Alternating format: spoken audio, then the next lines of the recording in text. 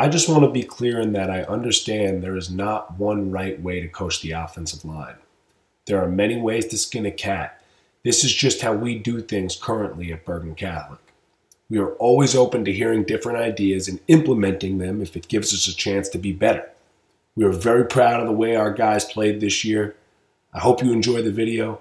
Thanks for checking it out. Here at Bergen Catholic, the offensive line, or the O-Block as we call ourselves, is a unit that leans upon process-oriented technique and fundamentals to play with violence. Our process was derived from Charles Bentley's 5 principles of offensive line play.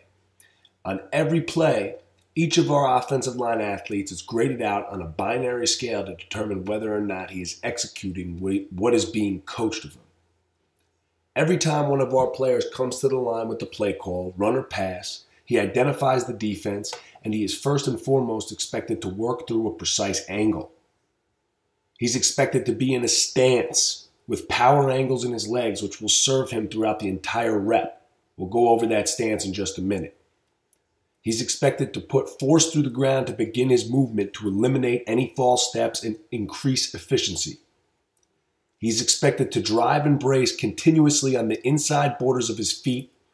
And lastly, he's expected to dominate his opponent, turning his thumbs out on contact, creating a marriage between the elbows and hips, trying to take his block off of the screen. Angle, stance, force through the ground, drive, brace, dominate. In addition, on pass plays, our guys are expected to take the proper set, always snatching their hand off the ground, create space between themselves and the defender, and earn a knee-to-crotch relationship with the pass rusher throughout the entire rep. On each play, you either executed each piece of the process or you didn't. The binary grading sheet is a lot of work for the coach, but it forces players to pay extremely close attention to detail, and the players end up taking a lot of pride in competing to be the best technician. This in turn allows them to earn production for great plays like knockdowns, clutch blitz pickups, and explosive runs. This video will contain brief process coaching points on the majority of the blocks in our system and will show examples on film. Okay, so now we're going to talk about the stance progression. So the first thing we tell our offensive line athletes is get enough width where you feel comfortable, you feel stable, okay? Next thing we're going to do, we're going to ask them to get staggered. So right now I'm going to do it as if I'm a right-handed offensive lineman, so I'm a right guard, right tackle, okay? I'm going to kick back to where I feel comfortable with my stagger. Next thing we're going to do, we're going to ask them to turn the toes out enough, again, where they feel comfortable, okay, setting up our kickstand. Now, okay, the next thing we're going to do, we're going to flex the staggered glute, close the door as we call it. Okay, that's very important. We got to get our guys used to that. That's a big part of their process and their stance. It's coming to the line, getting used to closing the door, flexing that right glute. Now, we're going to have them take their hands from the top of their thighs, slide them down to their knees, keeping big butt, big chest. Okay, now we're going to extend that right hand, okay, or the same hand as the staggered leg. Okay, and we're going to hinge at the hip. Coming down to the ground. Once we hit the ground here, we want our elbow inside of our knee, and we want to squeeze the knees, shifting onto the inside borders of our feet. We tell our guys to engage those adductors. For some people, it works a little better to say, act like you're holding in a pee that you got to take real bad. That helps us. But you can't allow those knees to get flared. See the difference there where my knees are flared? Now they're locked in. Now I'm ready to go. Now I'm ready to put force through the ground, drive, brace, and go dominate. We're going to talk about as a reach block or a churn block as we call it at times. When we churn block or we reach block, our angle is to the play side armpit of the defender. So again, going through our process, got our angle, getting in that same great stance. Now I got to put force through the ground to get myself on that angle. So my force through the ground changes a little bit. All right, so I put my force through the ground to get on that angle, bang. Now, normally, we load our hands, thumbs to sternum. In this situation, we are going to immediately throw that inside hand, turning our thumb out, okay, on contact, or torquing our thumb out on contact, throwing our outside hand not too long after, and drive bracing through our aiming point, through our angle, and as we work, we are going to churn the defender inside out. as we continue to drive brace. That's usually how we get the domination in that rep. Defenders tend to leak back inside on outside zone plays. This has really helped us make it so that guys, they can't leak back inside. We're dominating them through the angle, not swinging our hips outside, nothing like that. Just driving to our angle, getting our inside hand in there first. Outside hand comes not too long after, churning them inside out.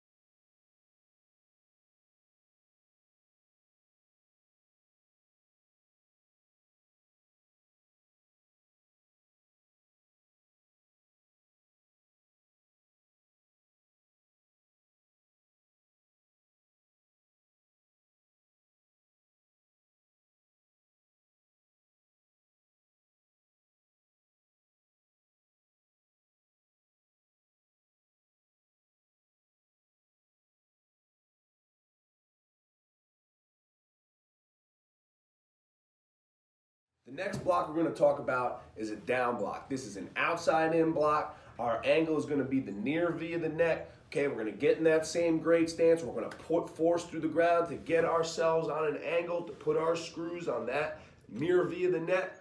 Okay, and we are going to drive brace through that near V of the neck with our hips on an angle to trap the defender inside, turning our thumbs out on contact. Okay, understanding in order to dominate this rep, the defender is going to try and get to the football. He's going to try to spin out of the down block. He's going to try to cross face. We have to work our tail off to rip our screws to keep them in that V of the neck that we originally angled to, and run them vertical, drive bracing through the inside borders of our feet, turning our thumbs out, finishing.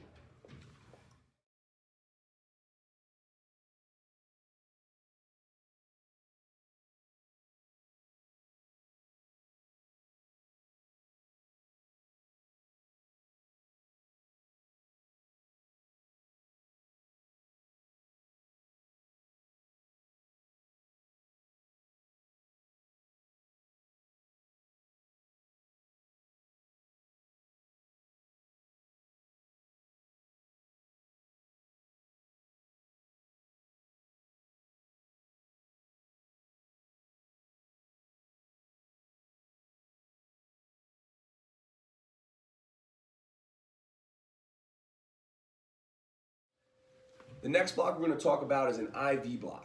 The down block was working outside in.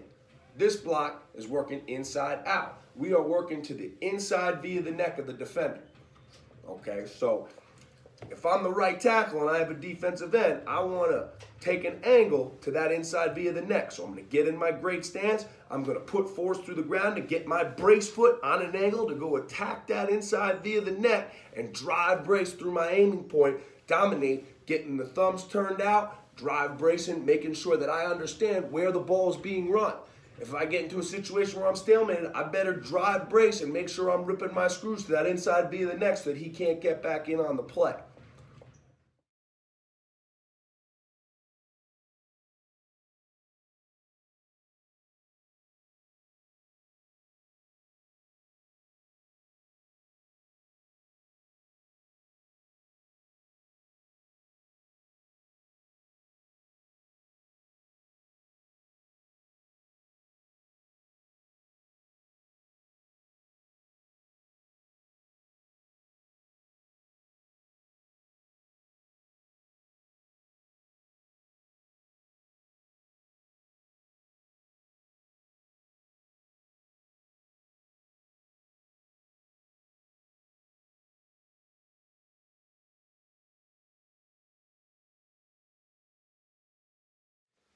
Now we're going to talk about skip pulls and pin pulls. They're the same movement off the line of scrimmage, but our pin pulls is for our pin and pull scheme, where we are going to, our angle is just going to be a little bit different. In both deals, we are trying to get depth off the line of scrimmage, so that our force through the ground involves getting depth off the line of scrimmage. In the pin pull, okay, we're looking to mirror a defender at an outside in angle. On our skip pulls, we are looking to scrape for skin off of a double team or off of a block and get vertical and bludgeon the first thing that we see. So one is more of a downhill block, which is the skip pull. The pin pull is more of a outside in angle block. Our technique on that, again, we're going to work on our process. So you have the angle now. The next piece is getting into the same great stance. Now we're going to put force to the ground. Both are done in the same way. Whichever direction we are moving in, that's the foot we're going to drive off of. We are going to drive for depth, crossing over behind, and we are going to end up in a crossover run going towards the direction. So if I was skip pulling to my right, I'm driving off my right foot for depth. Okay, and I'm working with my shoulders square, crossover running until it's time for me to stick my foot in the ground and either scrape for skin on a skip pull or continue to work on that outside in angle, mirroring a defender on the pin pull. On contact, we're going to drive brace, pound through the inside borders of our feet. We're going to dominate the rep by finishing through the defender. We cannot stop our feet on contact. When we make contact, we want to strike. Again, turning the thumbs out, finishing, drive bracing through the inside borders of our feet, dominating the rep.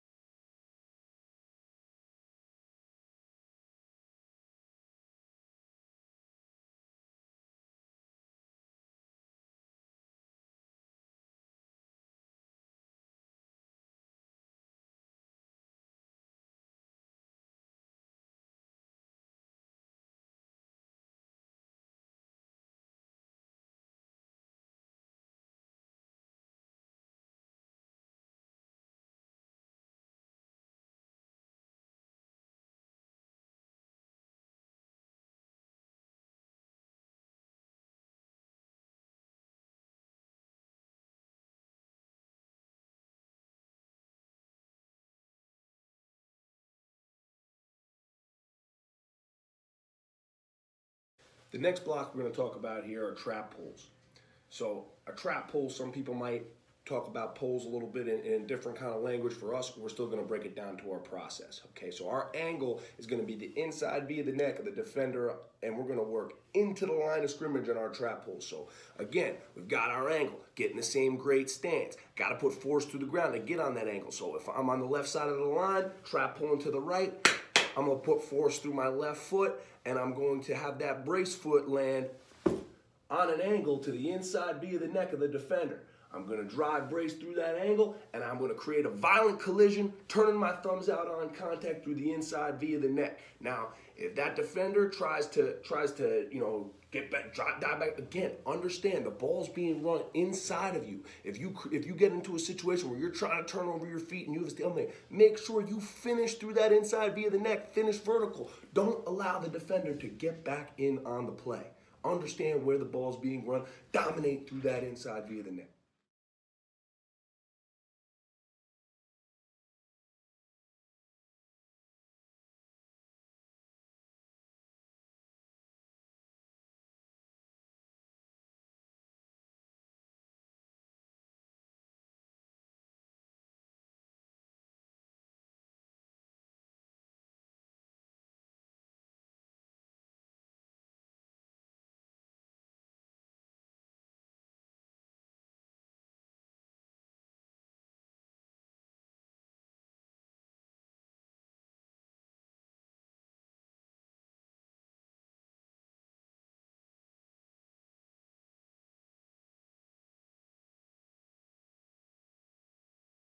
So the next thing we're going to talk about here are double teams.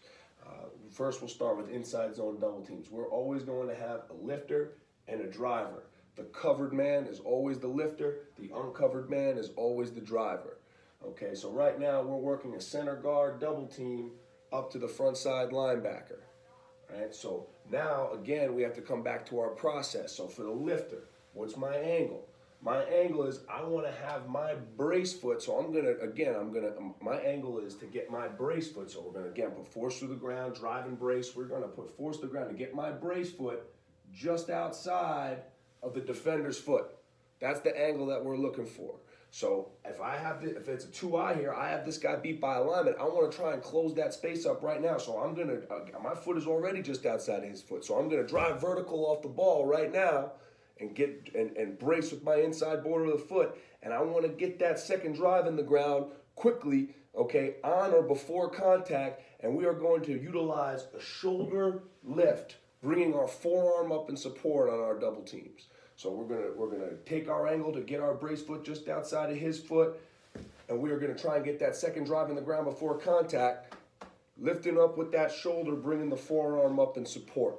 And now, okay, let's talk about the driver. All right, the driver is now his angle. He wants to stay as square to the line of scrimmage as possible. So he's gonna try and stay as square to the line of scrimmage as possible to get hip to hip with the lifter, and he's going to work vertical. Once he's gotten hip to hip, again, turning his thumbs out. He has a hand strike. Okay, so my angle here as the driver, I want to get myself to hip, square to the line of scrimmage, and work vertical.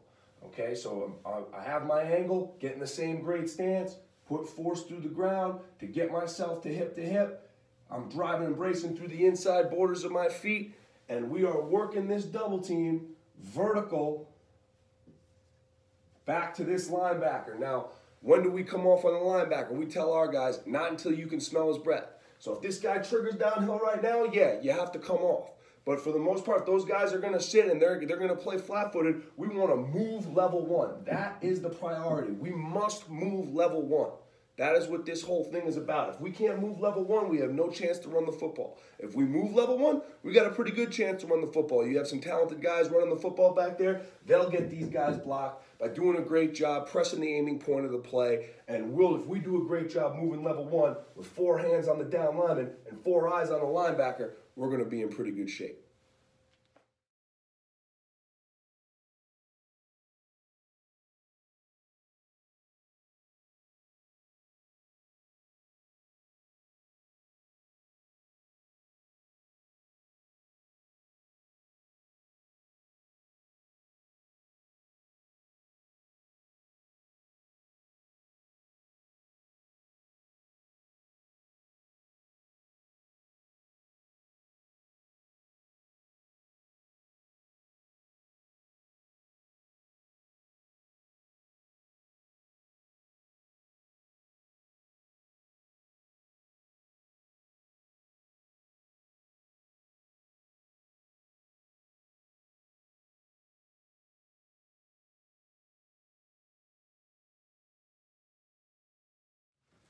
So we just talked about inside zone double teams. Now we're going to talk about gap double teams. One thing that I neglected to mention in the first video, here at Bergen Catholic, we are big on communication at the line of scrimmage. Our offensive line athletes must get to the line, diagnose the front, acknowledge who's working with who, and where our double teams are going. Okay, but really for us, a double team is a double team is a double team. So we were talking about inside zone double teams before, okay? Those are vertical double teams where we're working right to a linebacker that's generally on the same side as the two offensive linemen are on and that the defensive lineman is on. Now we're talking about gap double teams. We're working to a different linebacker, but our process really stays the same. So a 3 technique getting comboed in a gap scheme, it should feel just like a 3 technique getting comboed on the backside of inside zone. So again, we have a lifter and a driver. Only difference now, we're working to the backside linebacker. Okay, so our guard here has a 3 technique. He's covered. He's the lifter. He's going through his process. His angle is to get his foot just outside of the foot of the defensive lineman. He's got this guy beat by a lineman. He's using a right shoulder lift. Okay, and he's got this guy on his right side. So right now, I want to close the distance. I want to get vertical right now. So I'm going to get my same great stance. I'm going to put force through the ground to get my brace foot nice and vertical. And that brace foot has to immediately become my drive foot, getting that second drive down in the ground on or before contact, delivering a violent right shoulder lift, bringing the forearm up in support, of course, continuing to drive brace through the inside borders of the feet. His rule here, okay, is now to check A-gap to backside linebacker. So if this Mike comes flying downhill in the A-gap, he's got to take that thing, okay? If this Mike flies over the top and scrapes over the top, okay, his eyes immediately go to the backside linebacker, all right? Now let's talk about the uncovered man, the driver, okay? His, again, process is going to stay the same. His angle, he wants to get himself, he wants to get in a great stance. His angle is to get himself square to the line of scrimmage, hip to hip with the lifter, and he's going to work vertical now. Okay, so he's going to put force through the ground to keep himself square, okay, to get on his angle, and he's going to drive brace through the inside borders of his feet using a hand strike, turning the thumbs out, vertical, okay, and again, we're going to have 4 hands on the down lineman, 4 eyes on the linebacker, okay? We have to have the discipline for that. When this guy scrapes over the top, we know that's not our man. The only way we're taking the Mike or the front side linebacker is if he's screaming downhill, okay? So now, when we have 4 hands on this down lineman and we're moving them, using our process, great technique and fundamentals, being violent in our process, moving to level 1 off the ball, and we have 4 eyes on this backside linebacker, okay, we know now if this guy comes down, if that linebacker comes downhill in the A-gap, the guard's going to take him. Okay, the tackle's got to do a great job of seeing that and understanding to keep his screws on that outside V of the neck and not allow that down lineman to spin out or cross face and get back into the play. Again, understand where the football is being run. It's being run outside here. Don't let this guy escape back outside. If the will scrapes over the top, okay, the guard's going to see that. He knows his buddy is well trained and he's going to come off and take that will. So he knows when he sees that will fly over the top, all right, right now I'm going to snap my screws across, okay, and not allow that defender to get back in on the play, to spin out, to cross face, to split the double team. Okay, so again, critical, taking care of level 1, knocking level 1 off the ball, dominating level 1 with our process. Okay, and having 4 hands on the down lineman, 4 eyes on the linebacker so that we can take care of both guys.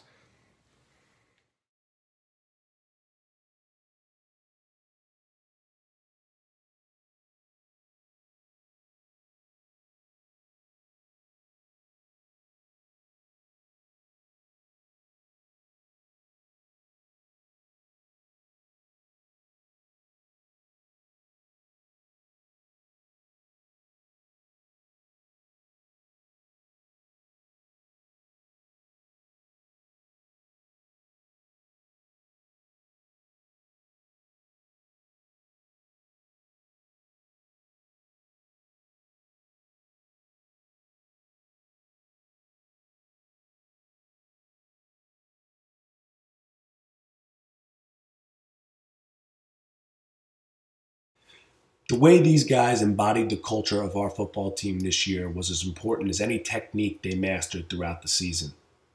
They learned to take ownership of all their actions, never blamed anyone, complained about anything, or defended themselves. They just got better and better. They learned to expect adversity and respond to it with purpose and relentless effort. And lastly, they learned to channel their emotions to compete to dominate the process and never let their teammates down. I love these guys. Thank you for watching the video. Deus Vol.